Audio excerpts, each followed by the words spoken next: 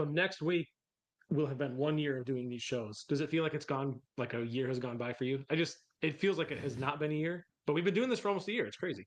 Have we gotten any better in a year? Is the real question, or have we gotten worse? I mean, I'll have to you're get not back. committing nearly as many copyright violations anymore, so that's That's good. true. That's true. It doesn't. Yeah. Yeah. Okay. So we're doing better, basically, is the takeaway. You are committing less crimes, is all I can say.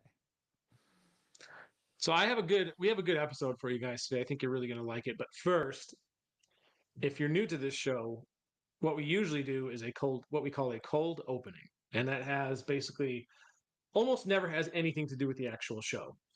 And one time, this was several episodes ago.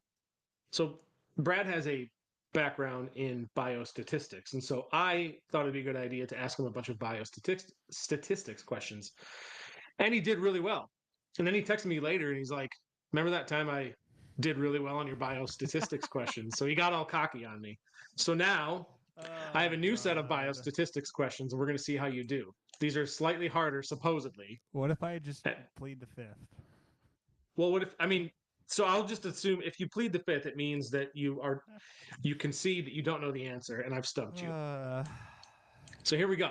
oh God!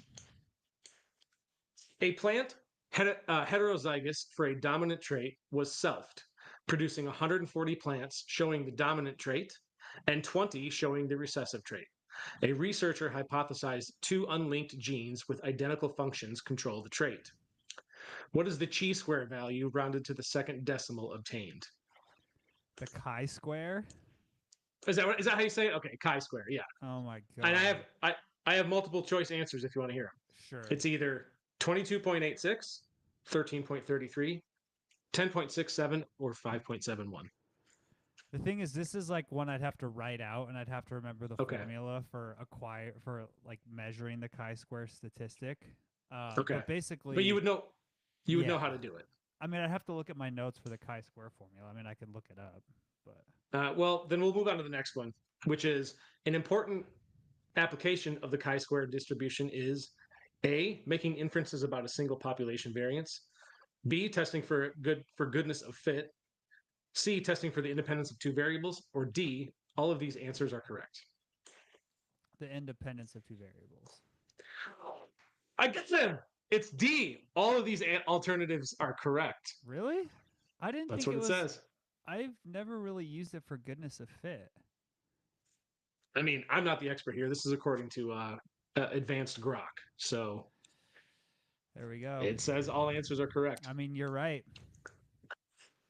Um, okay. If a hypothesis is rejected at the 5% level of significance, it A will always be rejected at the 1% level, will always be accepted at the 1% level, will never be tested at the 1% level, or may be rejected or not rejected at the 1% level. The last one. Very good. Very good. Okay, I just got a couple more. It's so much harder to answer questions when somebody's verbally reading to you than when you can like see them. I understand. Yeah, I get that.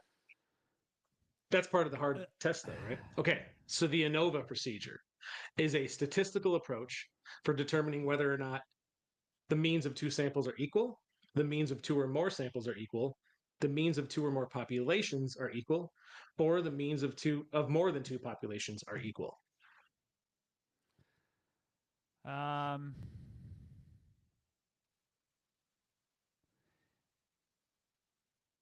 that see, that's not how I would think about an analysis of variance. So I don't know.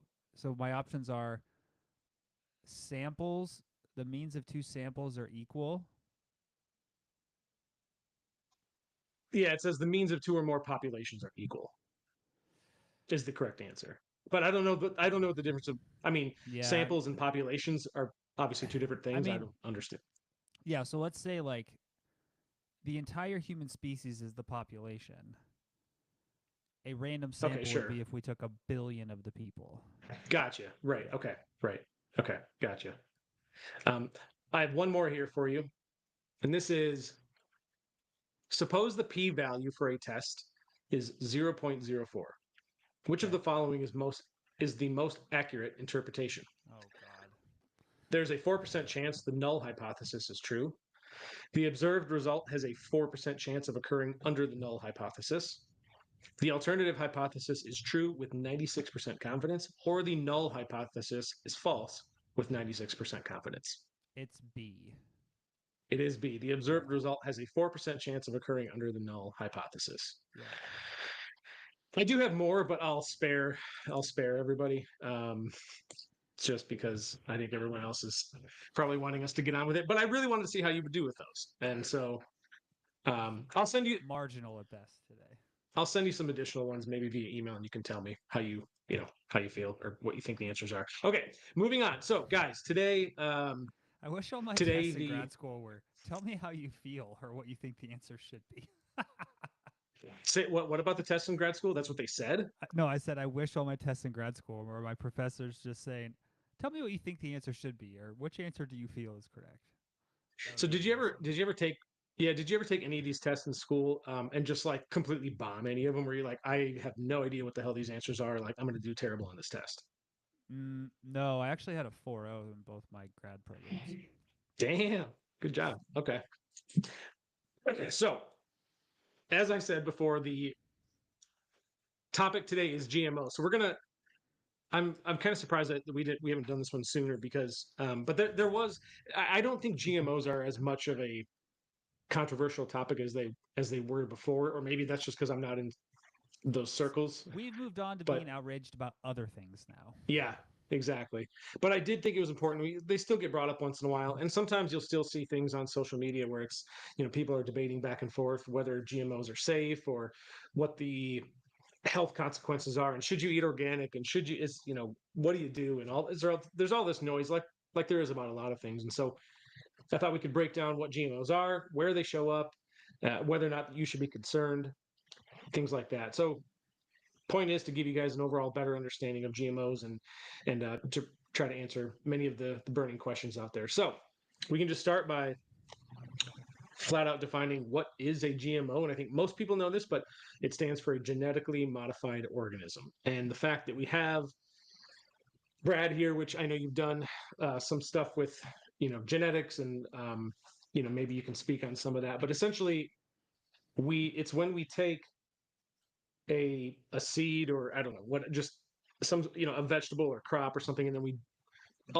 alter its genes to become more resistant to something or better at something, or right, is that It's kind to of the idea, like if magnify a trait that we want that you or right. reduce a trait we don't want. So what would be like the biggest, like an example of, I don't know, like corn. What have we genetically modified corn to do? Have you seen what the original strain of what modern corn looks like? It's called teosinte. Mm-mm. Google a picture of it. It's like, you know, you know when you get the like baby corn. Oh yeah, sure, Imagine like a like Chinese dry restaurants and shriveled up stuff. version of that. Like that's what the original corn looked like. So basically, in most commercial agricultural situations, crops over time through selective breeding and or like genetic engineering, and we can talk about that in a bit, are the result of us magnifying genes that increase the output of the plant so they make them produce more energy, more macronutrients, more micronutrients. We make them more efficient in terms of they can convert soil, water, and sunlight more efficiently, so they use less resources, and they're more resistant to bugs, drought, etc. Yeah, so I'm trying to share my screen. It won't let me. Maybe you can try. My share screen button isn't working. But I looked up this picture of it, and sure enough, like it shows A, B, C, and D, and like the A is like it looks like a shriveled up prune or something. It's crazy compared to what it is now. It's really wild. Yeah, I just looked up teosinte corn, and it shows a picture of the domestication of maize. Yeah, that's the picture exactly. yeah. That's wild. So I mean, but Like, is that actually? that's also true if you look at like all fruits, all vegetables, all animals. I mean, it's I don't know how quickly we want to get into this, but with very rare exceptions, genetic drift is the default, right? Sure. Like, even if you just let the environment do what it's going to do, the genetics of a population are going to change over time, right? With the exception of like sharks, which is still crazy that sharks really haven't changed much in 600 million years. That's because they have no like selective pressure. But like pretty much all plants, all animals experience selection pressure, so they have genetic drift over time. Humans will accelerate that through either selective breeding or directly modifying genetics. And so So I is this think, what we mean by oh, go ahead. well, is this what we mean by traditional breeding versus genetic engineering? Like traditional breeding would basically allow for these natural mutations and evolution to occur, but genetic engineering is like avoiding that. I don't really like using the term natural, right? Like, have you ever seen the x ray of a French bulldog or a pug? No, I don't think so. Like, they have no airway through their nose. Like, they just can't breathe, right? Huh. But that's the result of those. They used to be wolves, right? And we have selectively bred specific traits out of these animals for millennia. And now we have a pug, right? So it kind of goes back to the idea of like natural is not always good and unnatural is not always bad, Right. right? So Right. that's kind of the naturalistic fallacy. And so what it really means is, I mean, if we talk about GMOs, what you really want to care about is a what is the outcome of either the selective breeding or genetic engineering, like that the outcome on the plant, the animal, the outcome on the person eating it, and then the outcome on the environment itself and the outcome on the economics of it, right? And all four of those things I think are important. Sorry, my mic was off. So what do we mean then by if we talk about what's traditional breeding versus genetic engineering? What's the big difference? One, we are literally just altering the genes to produce a desired outcome, and the other is what? Well, in both you're doing it. You're altering the genes, right? One, So you're taking longer and you're using random chance, okay, versus right, okay, right? So, like, let's say you have two corn plants, and that corn plant has produces a bunch of seeds, and has one seed that's like much juicier, richer, whatever, and then you try to breed that with another one to try to replicate that, right? right, Now, what if you could just isolate the exact gene and then just do that more efficiently? Like that's effectively what modern genetics do, right? Is they accelerate selective breeding. Now, there's another layer to that, and there is something called transgenic manipulation, where you can take the genes from other plants, animals, bacteria, fungi, whatever, and you can inject them in a new species. And then that gives them properties they would not have been able to come up with otherwise, right? Probably the most famous example of this is there is a protein that jellyfish make called green fluorescent protein. And you can isolate that gene and you can engineer that into pretty much anything. And you can make like anything glow green. wow, that's crazy. So you can look So up that's in my like, glow sticks, my kids' glow sticks. You got a jellyfish. yeah, I mean, basically you can engineer rabbits, you can engineer plants, like you can engineer anything to glow a color if you wanted to. There's actually a whole arc in a Big Bang Theory episode where Sheldon grows or creates night fit uh, goldfish night lights. So he makes like glowing goldfish. It's pretty funny. But That's awesome. so the reality is like everything is genetically modified, right?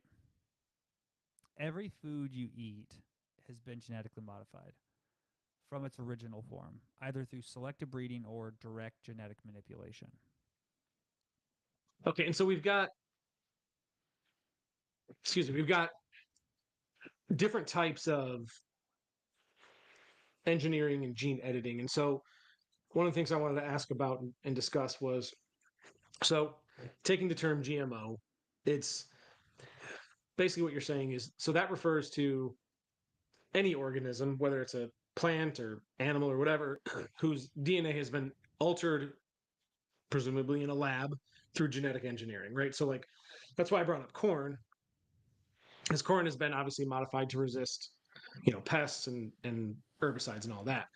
Then you've got genetic engineering, so GE, and this would be the process to create the GMOs, right? So, and what you kind of just hinted at, I think, is so that's where that's like manipulation of the organism's DNA by basically taking genes from another species and or modifying existing ones, and then putting that into something else. Is that right?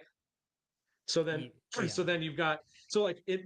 So all GMOs are genetically engineered, but by that logic, not all genetic engineering would result in maybe like in being considered a GMO, depending on, well, I guess it depends probably on the country or the regulation. Like here in the US, I'm sure it would. But then you've got, I think they pronounce it CRISPR, right? So gene editing, CRISPR. And that is like the most, my understanding anyway, is that's like the most precise way of genetically engineering something. So like they basically, instead of putting like a foreign DNA, if you actually edit the genes, like you basically like turn on or turn off genes within the same organism. That's the difference, right? So they can just turn something on or off to get the desired result. So like if you wanted to make a vegetable, I don't know, like an avocado that doesn't brown as quickly, let's say, you could do that through CRISPR, right? Yeah. So do we? Which one do we see more? Do we see? I mean, is it Yeah, I mean, basically? I'm not this is not a world I live in, so I don't read a lot of the research, so I don't know exactly how much like what dominates this field. But I do know that like modifying the genome of plants and seeds is quickly becoming the leading The method go-to, of agriculture, right? right? And I think this is where it's really important to have the conversations of one, like the technology to edit genomes is not inherently bad. And it doesn't Yeah, necessarily mean that it's going to cause health issues, right? Like you can engineer a plant to solve issues. For example, they have engineered in the gene to produce vitamin A in rice in Africa, so you can reduce vitamin A deficiencies and prevent blindness amongst developing countries, right? Like that has been a very successful use case of these things. The other side of it is one of the what I think is valid criticisms and knocks on the genetic modification of foods is you can engineer in pesticide resistance in plants, and then you can make it so that like farmers can only buy those seeds, right? Like for example, let's say you were to have a huge 100,000 acre farm and you're growing soy. Well, you could buy soy seeds that have a specific pesticide resistance, and then you just spray the entire farm with that pesticide because it right, sterilizes the soil to anything but that plant, right? right. Yeah, And then what happens is like, okay, now you've locked this farmer into this is the only thing that they can do, right? And then for sure. the the chemical company's like, well, you now have to pay X amount for this Right. fertilizer and X amount for this pesticide, and then And I think that's their big gripe, are right? there environmental impacts, etc. So those are all like the valid concerns. What I think is doesn't make sense is when people are like, oh, I'm gonna have a non-GMO apple because the non-GMO apple is technically healthier for me. It's like, well, maybe, maybe not. Well, and also those they use pesticides on those too, right? Just because it's organic doesn't mean there weren't like pesticides used. Yeah, that's why you should Well, wash like your if you're trying to foods. like avoid those things for pesticides, you might not actually be avoiding pesticides. Yeah, One interesting thing, um, I'm I have to assume you knew this, but I don't know if a lot of people do. Is corn is it contains both the female and the male reproductive parts. So like one thing I remember learning it's when I was a kid, Godzilla. yeah, my dad had a friend who was like big into agriculture, like that was his job, and he was explaining how like the tassel is the male part at the top of the corn plant. You can see that it produces the pollen, and then it falls onto the yes, exactly, and then it falls onto the ear or the silks, the female part. So the ear of like, and that silk comes out like basically it gets fertilized, and that the wind blows the pollen from the tassel is what I'm saying. The pollen doesn't really fall into the leaves; it has to land on the silks. And if the pollen doesn't reach the silk, the spot on the ear won't the spot on the ear won't grow a kernel. That's why some like ears have like missing kernels. So I just thought that was interesting that basically corn is a self like productive plant, whatever term that I know there's a term for it. I don't remember what it was, but anyways, um, yeah. So and that's a whole other topic, but the pesticide thing, like we can get into that if we want to, but that's a whole other thing that I think is one of the reasons some people are afraid of that and they go eat organic, but you might not actually be avoiding pesticides regardless. So a couple big sources of GMOs that I wanted to mention: corn, soy, canola, and cotton. I think are like the big ones. So like if you see any cornfield, those are That's GMO corn. If you see a soybean field, that's likely GMO soy. Um, why? Let's like what what's the biggest reason GMOs are so prevalent in the food system? Because to me, and this is maybe an oversimplification, but like we have what 8 billion people in the world. Like without A GMOs, squillion. you have a yeah, like you have a I mean you have a big issue of how do you supply enough food to people. So I think that's really kind of the main reason, right? It comes down to the economics of feeding Right. large amounts of people There it is. Yeah, and the economics exactly. of what it takes a single farmer to produce food that can also navigate the global food supply chain Demand. Right. effectively requires GMOs. Now, if we all had these like micro communities with local farmers, it would be a much different story. But the reality is, the way the world works now is there's like 1 to 2 farmers who produce all of the wheat in the western side of the United States.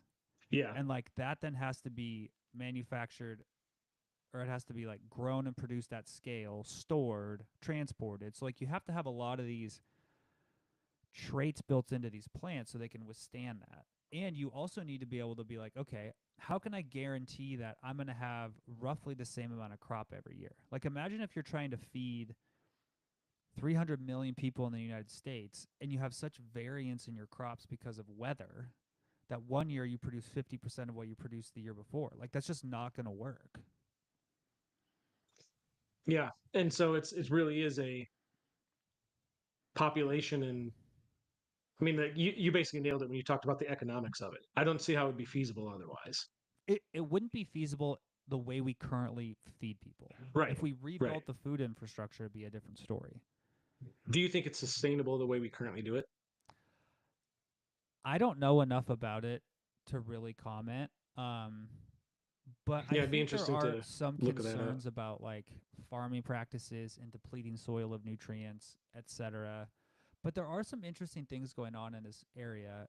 There's a company called Ohalo Genetics that's working on basically amplifying the efficacy of plants and to where they can like double the yield of plants using the same amount of like nutrients from the soil and Hmm. water. And it has to do with this really interesting thing. So like plants have a different genetic regulatory system than humans do. So in humans, we get like when we're conceived, we get 1/2 of our parents' genetics from each half, right? We don't get double. Hmm. Plants can get double. Wow. I Like didn't know that. you can double So the what does that genome mean of a for that? plant. So, for example, let's say, because one of the examples I saw in one of their papers, I think was potatoes. So like let's say potatoes have a gene for growth, right? Let's say the potatoes have a gene for, I'm just gonna make this super simple, small growth and large growth. So some potatoes grow really small and some potatoes grow really large. Well, it turns out that you can not only give the the child of the potato the gene for large growth, if both parents have large growth and you use specific bioengineering, you can give it double growth. So it will grow twice as much. Not just a lot, but twice as much. So you can actually amplify the efficacy of the potato. Wow. Yeah, didn't know that. It's all way Huh. over my head. I have no idea how they do it. It's like turning off some regulatory pathway. I don't know. It's above my pay grade. I mean, I don't pretend to understand genetics, but I do find it interesting whenever it's like whenever I see shows about it or like documentaries on it or just learn about it. It's like it's really interesting stuff, and I have to assume it's highly complex. Like it's a very complex field, but it is very interesting. And I do wonder. We don't have to dive into this because this is a rabbit hole for sure. But like, I wonder how much AI is going to help A lot. in the yeah, you would have because I would imagine it could simulate Yeah. millions of different scenarios simultaneously and give us much quicker answers. I think it also will unlock things we can't even see. So, for example, there was an AI that was basically it was fed the DNA code of humans, like a bunch of them, without any context. So not like this sequences this gene and it does this, but like so no context, Just the just wow. genomes. Okay. And it Hmm. identified a set of genetic, like a code set in one of the genomes that was like, hey, this person probably has a mutation in this gene that will cause cancer because it seems to Oh be my God. related to DNA repair. And it was the BRCA2 gene, the breast cancer gene. Wow. It just like identified it from just raw data, no context, no training, just like, yeah. So it'll be interesting to So see when we give it the rice genome. What is it gonna yeah. come up with?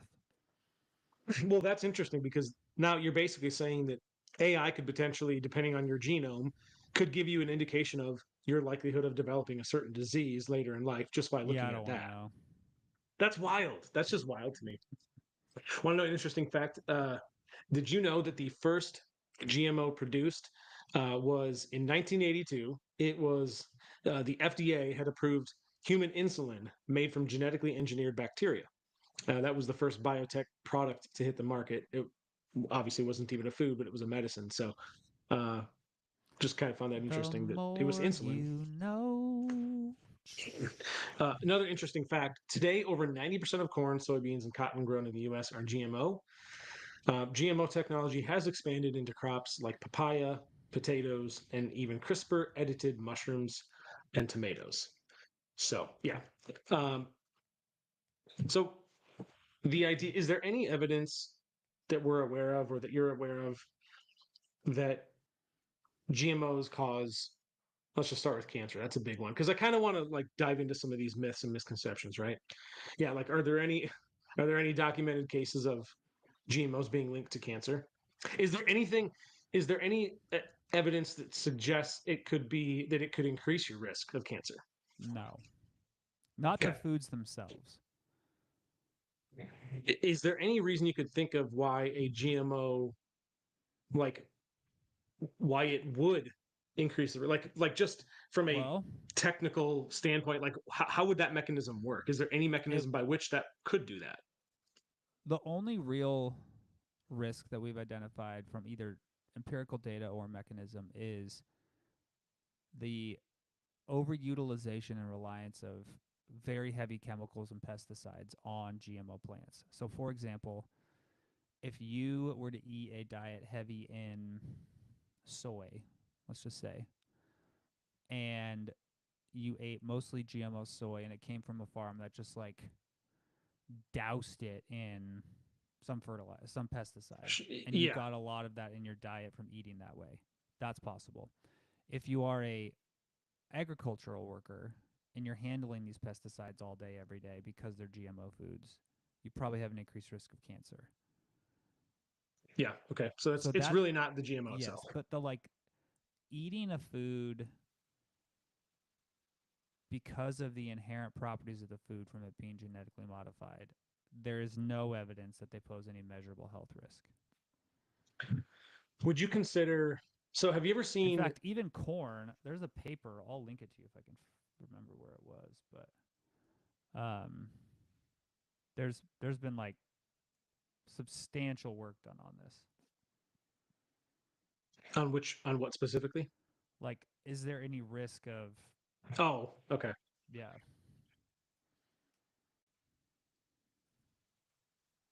I'll find it. You Yeah. can keep going. What I was going to say is, have you ever seen a picture or like illustration or video? Because there have been like examples of this where the size of the chicken that you would buy at the store like 20 to 30 years ago compared to the size of the chicken breasts you get now. Yeah. Huge difference, right? And it's because they, I mean, it has to do with it's the same like concept as the crops. There's so much demand for chicken that you basically can't grow enough chickens traditionally, and you have to pump these chickens so full of, I assume it's growth hormone or something that makes them grow what would normally take them, I'm just throwing out numbers, I don't know if this is accurate, but what would normally take them a month, 2 months, 3 months to get a certain size now happens in like within weeks, so that Yeah. they can grow the chickens faster and grow more of them. And it ends up like next time you guys go to the store and look at a pack of chicken breasts, the chicken breasts are huge. Like they're Huge. huge. And so I just, but it's kind of the same concept, right? It's produced this, this these animals that are distributed for mass consumption, and the same thing, it's the same thing as the crops, and we can't seem to do it without, you have to give them hormones so they produce more meat and grow faster, and it's all about the economics of it, right? So would you consider that, I mean, technically, is that a GMO chicken?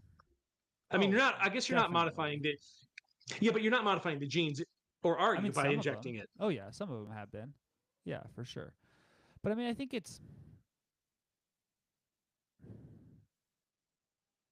the the animal situation is interesting, right? Because there's this balance of humans have to get their food somewhere, right? We're omnivores. So ideal human health is based off of a combination of animal and plant foods. Like I think that's a pretty safe argument to make, Hmm. which means we have to consume animals. Now the question is, as sentient beings, we probably want to make sure that the suffering of those animals is as low as possible and their quality of life is as good as possible. For So sure. how do we balance the need to feed people with the overall quality of life of the animal? And does the selective breeding and genetic manipulation of those animals, does it lead them to have a lower quality of life? I don't know enough to know the answer to that question. Or is the like modern agricultural practices of just stuffing all these animals in these crappy little cages for 30 days while they grow and then get slaughtered? Maybe that's the bigger issue than the like we're growing them bigger. So I mean, I'm definitely open to the concept that the way we currently do animal husbandry is really for the sole benefit of humans. It doesn't really do a lot to take into the account the health of animals. That's like massive, um, mass produced proteins, right? This is not, I'm not talking about like farmers who raise their own cows and chickens and stuff. That's totally different. But on the other side is like, what is our other option? Exactly, that's Right. my So thought it's a too, little bit that's of a right. catch 22. And I think we can and definitely need to do better. But on the other side, like the concept of everybody going vegetarian also doesn't really quite square because you also kill a lot of animals in creating farmland and tilling the soil, all the bugs, all the rodents, all the voles, all the Yeah. mice, all the Right. snakes, all the deforestation that has to occur for more farm. So it's like the net is for us to give ourselves energy, like other things are going to have to die. Like that's just like that. Where does all the energy come from? Well, it comes from the Right, sun, for sure. and then it goes up through the food chain. So, and Yeah. what I think it makes sense is obviously we have an over nutrition, overabundance of energy problem in the modern world. Or maybe it's more of we have a lack of physical activity problem, whatever.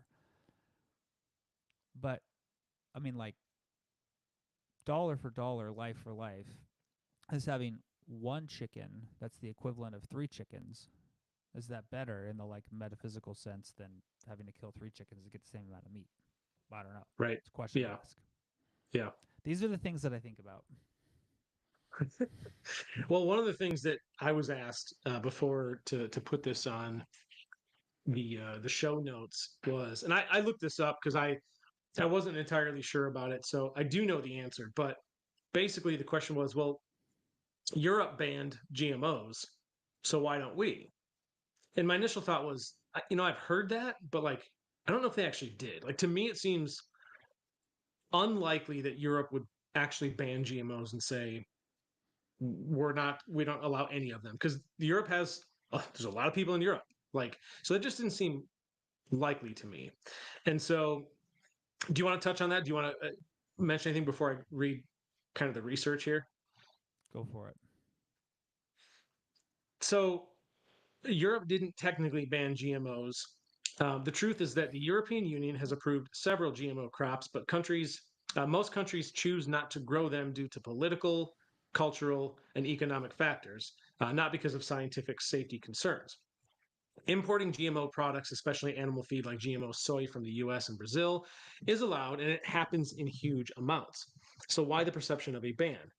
Many individual European countries like France, Germany, and Austria have invoked the safeguard clause, allowing them to restrict GMO cultivation even if the EU approves it.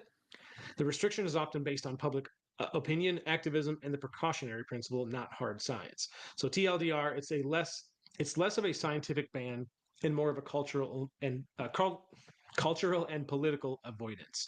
So I guess there's this, there is this misconception that Europe has outright banned them, and it's not true. Their governments just cater to more public skepticism, I think, right?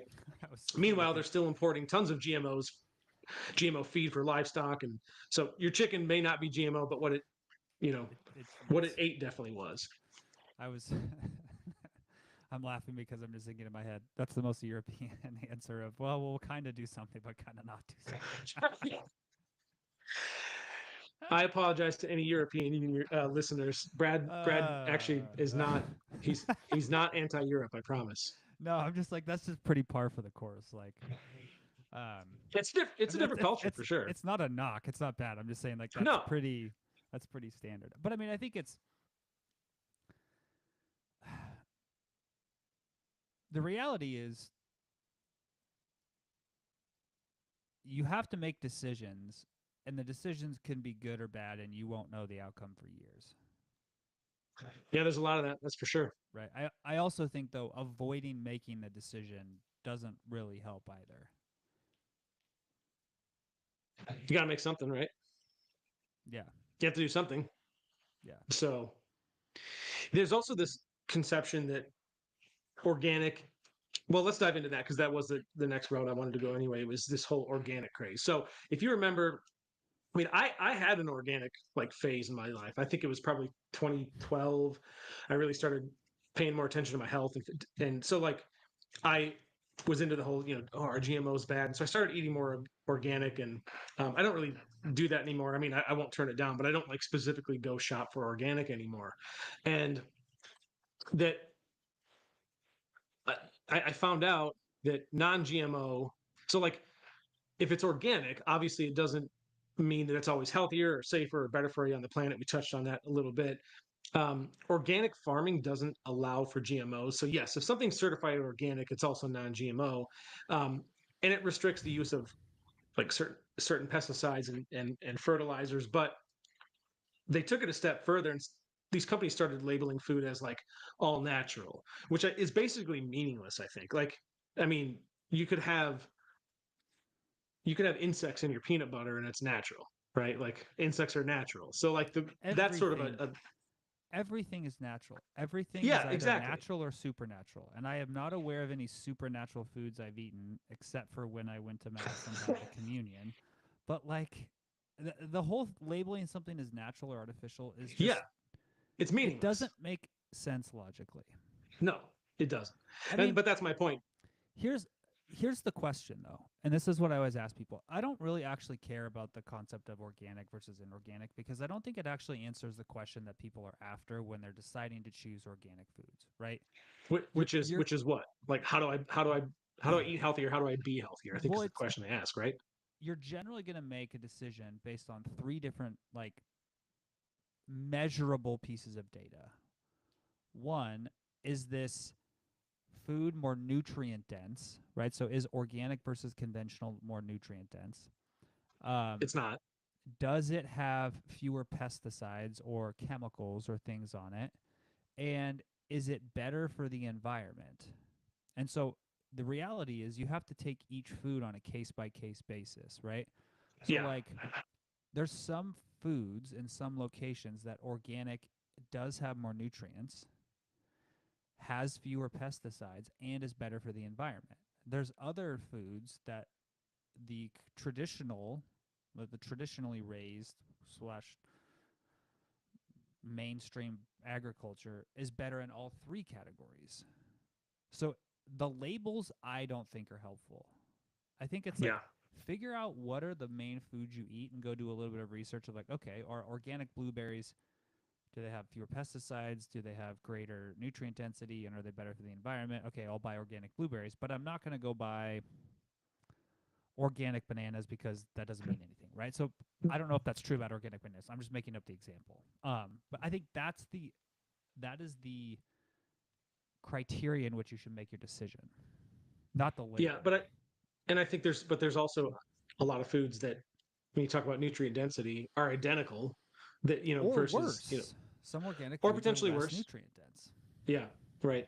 And again, organic crops can still be sprayed. They just have a different set of chemicals. Like So there's here's a wild thing that I learned. For a long time, I was convinced that when you go to the store, you should only buy wild caught salmon. There was a paper that was published a few years ago that showed that farm raised salmon has a better nutrient profile than wild caught salmon. I bet that's because of how they feed them. Yeah, I'd have to go like double check the paper, but I was like, oh, that's interesting. So now I'm less like concerned when I go buy it. I'm more concerned of is it fresh or frozen because that Yeah, affects like how it tastes. So and I don't. That's the other. Like I've never noticed a difference in how they taste, whether it's also, farm raised or how fortunate ocean. are we that we get to decide whether we eat something that's organic or non-organic? Like, what a fortunate That position to be in. that's a really good perspective because that is a definite luxury for sure. Like Yeah. when you really put it into For perspective like most that, of yeah, human it's a history, if somebody gave us the most GMO pesticide laden food as we're starving, they'd be like, I'll take it. yeah. Oh, 100%. Yeah.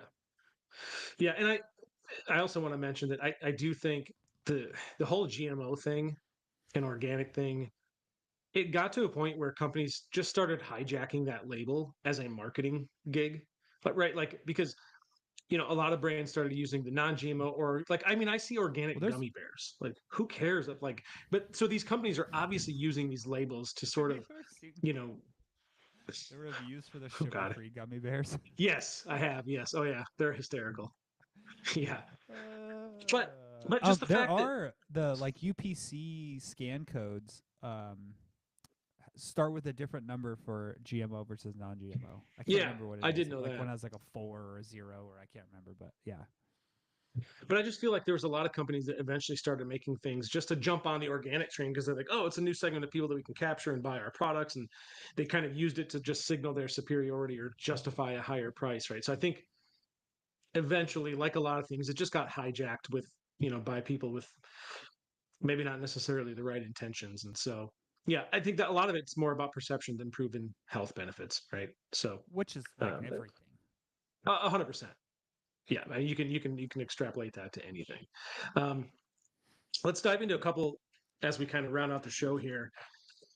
Boom, boom, boom. We've discussed that GMOs aren't, they're not to be feared. It's not these evil things. There's benefits of the GMOs. So the the way we, and I think we benefit from GMOs in ways people wouldn't realize.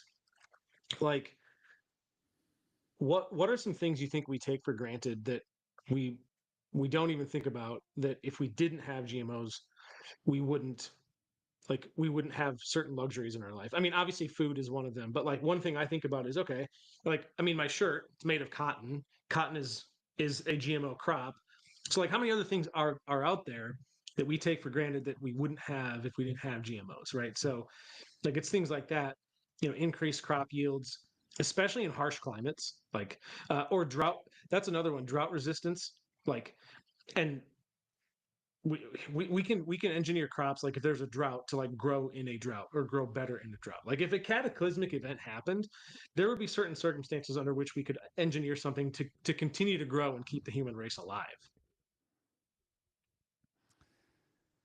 I think before I dive into this, I think it's important to like just plant the flag of the point I'd like to make is I don't think it's that they are good or bad. I think it's important that think people think about them correctly, right? Just like anything, right? Yeah. Genetically modifying organisms is a technology, right? We have been using that technology for tens of thousands of years. Like we have been using selective breeding to drive the traits of things that we want for a long time. It just turns out once we figured out what DNA was, and once we figured out how Yeah. to manipulate DNA, we could be much more specific and make those changes quicker. Now, the second order consequence of that sometimes is good and sometimes is bad. And so I think it's more of think about it that way. Um, but yeah, I think it's the fact that food is relatively affordable is Hmm. basically the result of the industrial revolution and our ability to modify the traits of plants and animals And to make things more economic. and control our environment and move water around through irrigation. The fact that you can get foods, like the fact that I can eat an apple that's relatively fresh in January in Washington is wild, Yeah. right? Or I can buy any fruit any time of the year. Basically, just get Yeah. it Like wherever I want. that has only been possible in the last 100 years. Yeah, for sure. Like that's crazy. The fact that we can Yeah. go, oh, well, a large part of the continent of Africa doesn't have food that's rich in vitamin A, so kids have high rates of blindness.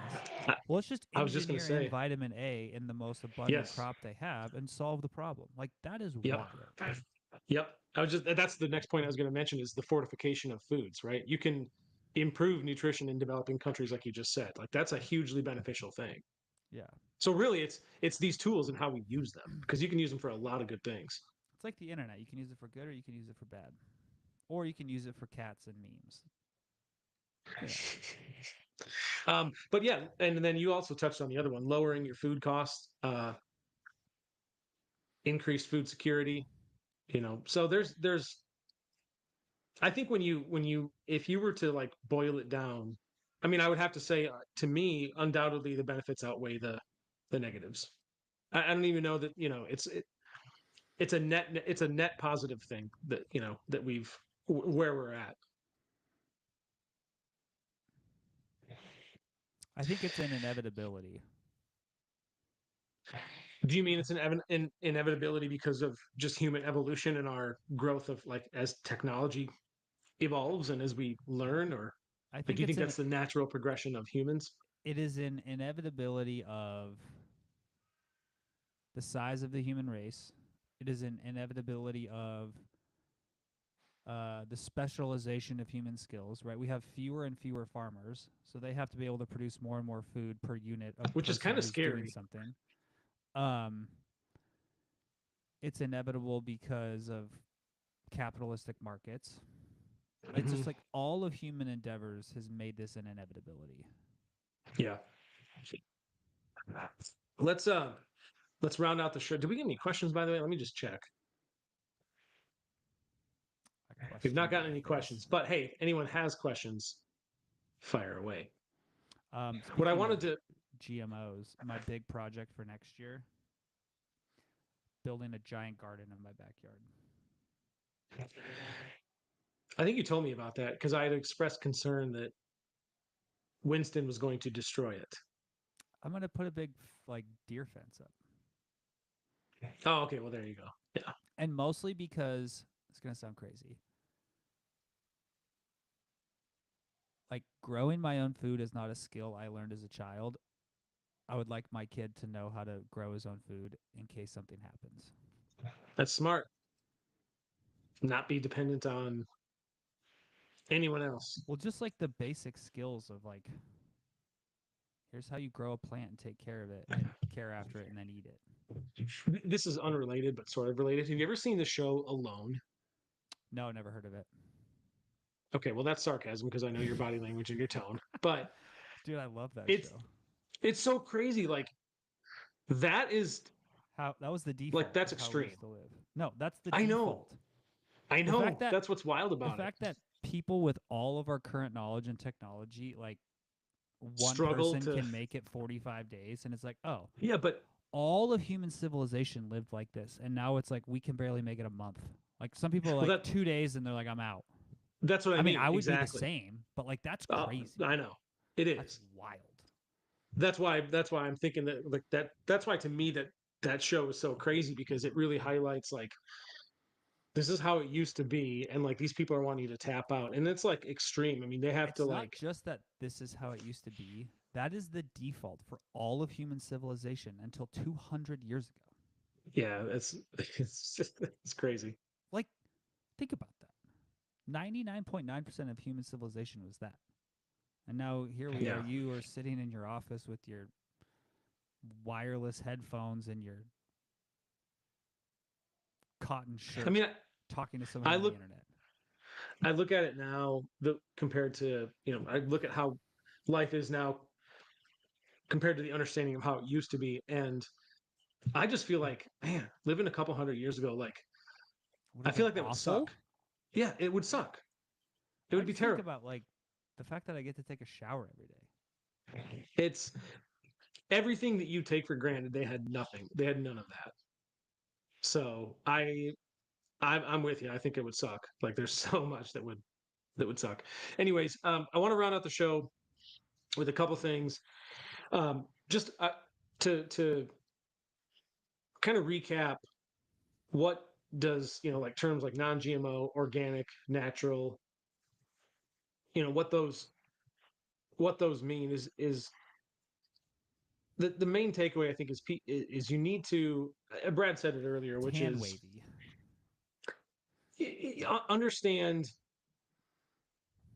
like the criteria by which you're judging your choices. So if the main takeaway is it's probably not.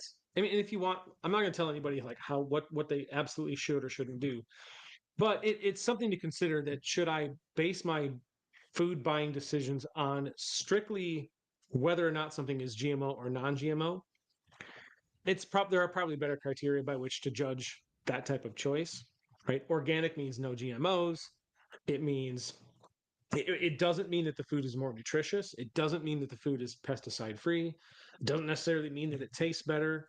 So there are other criteria by which you should probably base your decision on whether to buy GMO versus non-GMO. And then the other point that I want to put on sort of cap off is that the natural word pretty much means nothing. The FDA, as far as I'm aware, has no strict definition for it. It just usually means no artificial flavors or colors. But it doesn't. It doesn't mean it's organic. Doesn't mean it's non-GMO. It doesn't mean it's unprocessed or pesticide free either. So the bottom line, natural is more of a marketing term. Non-GMO is about genetics. Organic is a regulated farming practice. None of them automatically mean healthier. So just as you guys are like making food decisions and shopping, I think if ultimately avoiding GMOs is important to you, because again, I'm not going to knock anybody who wants to avoid GMOs. It's totally your decision. So if that's important to you, I think obviously continue to look for the non-GMO project verified seal or whatever that says. Go with the USDA organic. Um, but here's why you might not need to. And again, I'm kind of recapping some of the things we talked about, but GMOs have been studied for years, probably decades. I asked Brad the question earlier of, is there any evidence that they're harmful to humans? There isn't. And one thing that we always talk about in this show is your overall diet quality matters way more than whether your oatmeal is organic or your crackers are non-GMO, right? So food labels don't change your metabolism, your habits do, right? So yeah, I would just to put a bow on that, I would just say you don't need to fear GMOs.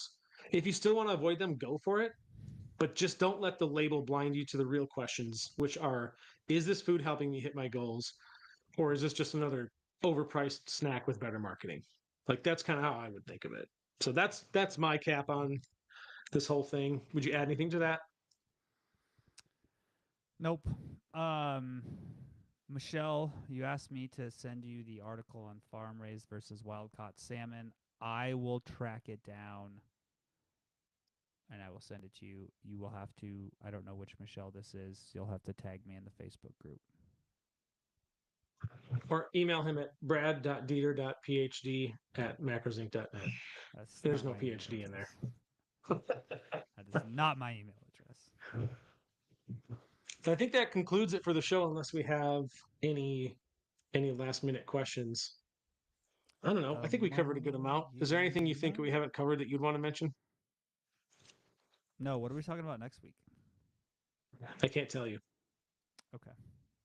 It's gonna be a secret. I've It's gonna got a be a secret. biostatistics episode. I've been hiding under my skin. It's gonna be 60 minutes of biostatistics I better questions. read my stats books then. Here you go. I should just You can do. you can read this one. Hey, you can even know that I read it because look, there's bookmarks in it. It looks so boring. I bet that's boring as hell. Dude, I'll have to tell you about that.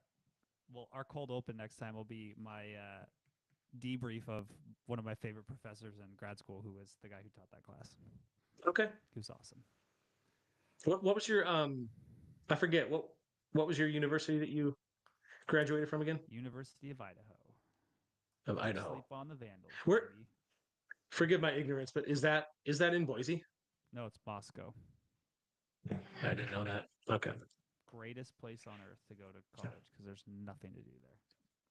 I did literally nothing but school and work for 3 straight years. Like literally So nothing. what's the Going to the gym, population? but two. Me and my professor. That's it. Like, is it a small town? Yeah. Oh, Like really? Okay. 14,000 or something. No, that's not terribly small. The school the town I grew up in was 5,000. I consider 5,000 a small town. Yeah. I mean, 14,000 is not huge, but yeah. Yeah. Okay. Maybe it's 20, something like that. So, Okay. all right. All right, guys. Toodles. Thank you. We're gonna jet. Let me play this little outro video, and we're gonna jet out of here. Goodbye.